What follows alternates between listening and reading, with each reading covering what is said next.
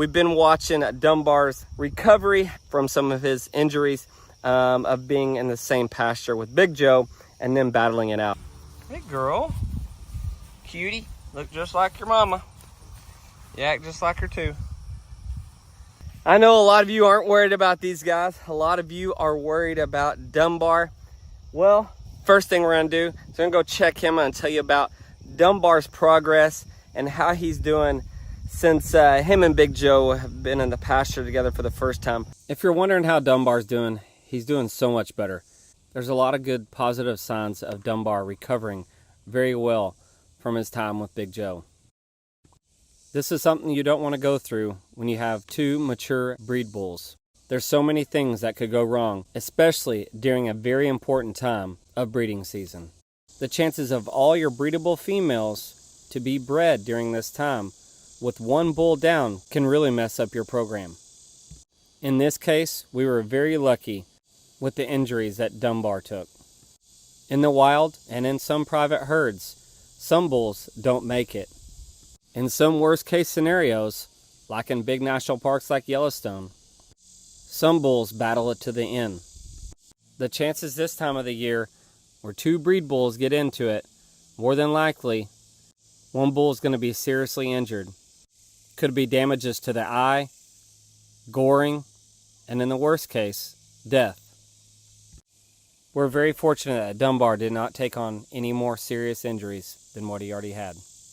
Now that he's back with his females, him and Haas can have their scuffles, but at the end of the day, Dunbar seems to be himself again, curious for cubes and back to chasing ladies.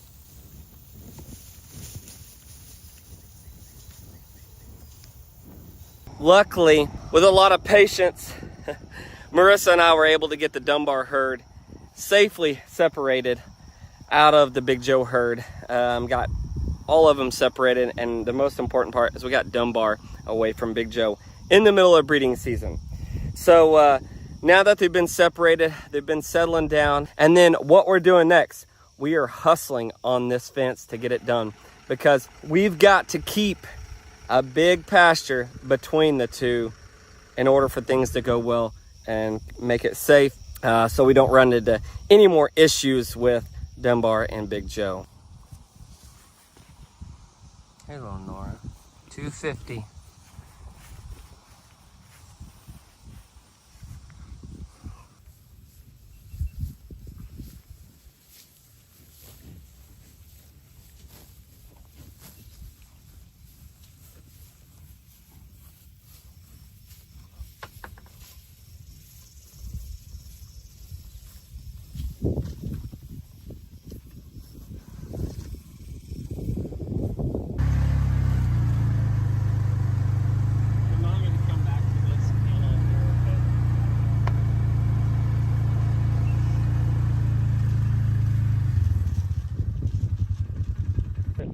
Me and the girls waited it out in the pasture to let the herd explore around and check all the new corners of the property.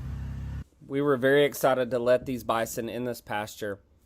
With this group of 25, which included Dunbar and Haas, our two breed bulls, and 23 two-year-old females, there was a lot of forage available for this herd. With lots of early rains this spring and summer and lots of rest, this 17-acre hay meadow exploded with native grasses. Our goal is to hopefully make the entire property and all of our pastures look like this one. And through our newly learned regenerative ag techniques, we hope to achieve this goal very soon. But it's going to take a lot of work, but we're ready for it.